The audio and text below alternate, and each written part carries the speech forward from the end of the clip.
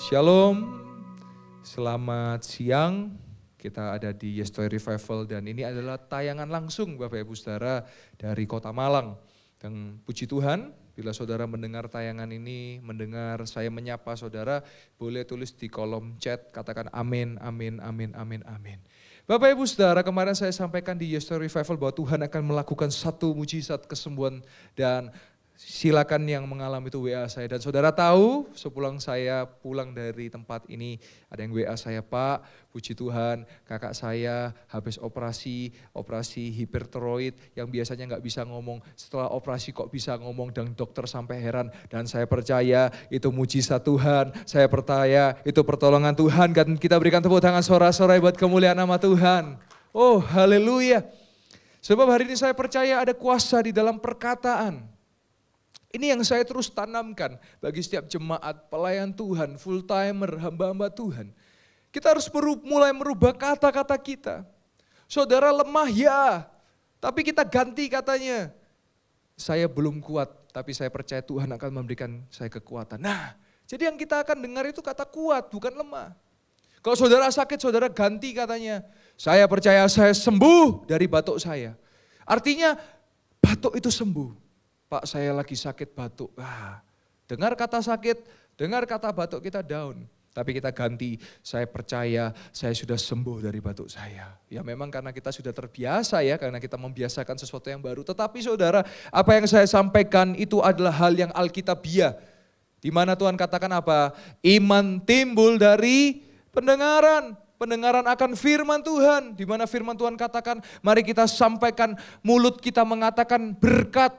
Mengatakan kata-kata kebenaran, sembuh itu kebenaran, diberkati itu kebenaran, bangkit itu kebenaran, kuat itu kebenaran.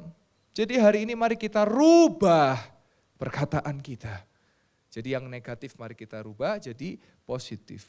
Kalau memang kita melihat realita hari ini, contoh, saudara melihat mungkin ada saudara-saudara yang mohon maaf, mungkin BODOH misalnya.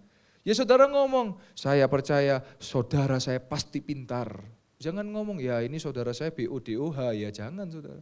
Saya percaya dia pintar, saya percaya dia cerdas. Ya, karena apa? Telinga bisa mendengar saudara. Nah sejak dalam kandungan kemarin saya bahas di doa puasa bagaimana di dalam kemarin Rebu saya bahas bagaimana di dalam perut kandungan. Anak itu sudah bisa dengar saudara.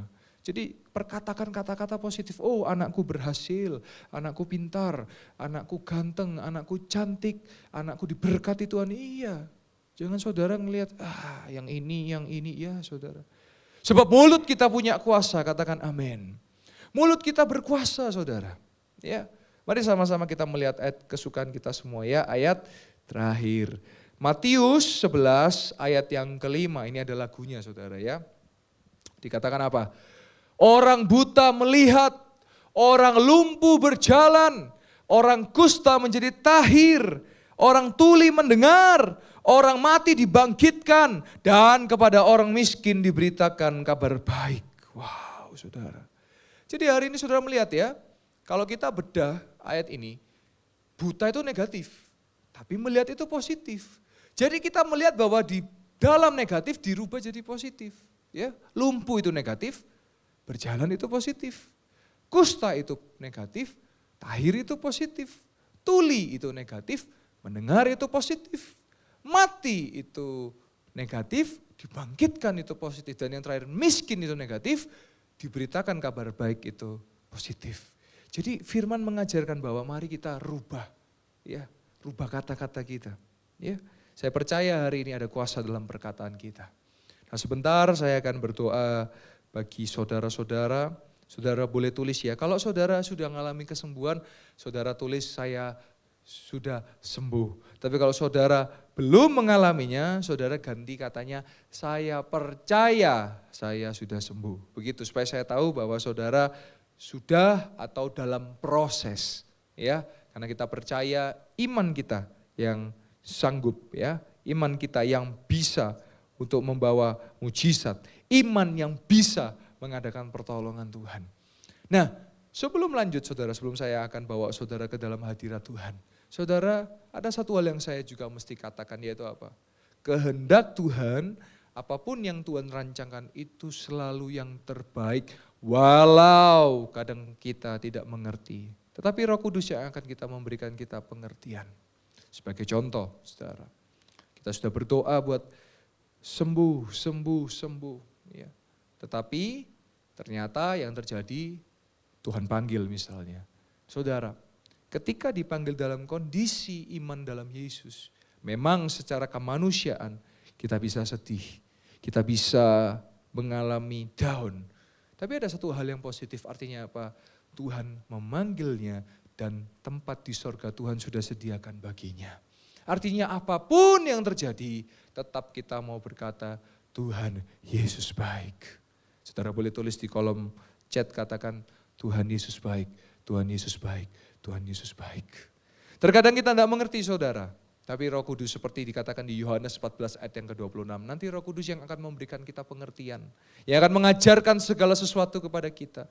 Sehingga kita akan menjadi orang-orang Kristen yang dewasa saudara. Diberkati tidak diberkati tetap setia. Disembuhkan tidak disembuhkan tetap setia. Ditolong tidak ditolong tetap setia. Saudara tahu kisah Ayub bagaimana dia kena kusta, oleh karena iblis dia kena kusta. Sampai dia mengeluh. Sampai ada namanya puasa Ayub Bapak Ibu. 7 hari 7 malam diem.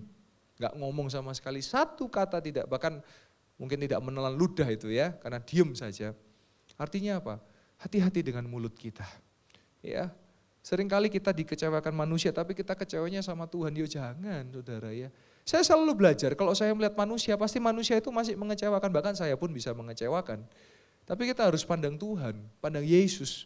Karena dia yang tidak pernah mengecewakan kita. Kalau manusia itu masih ya.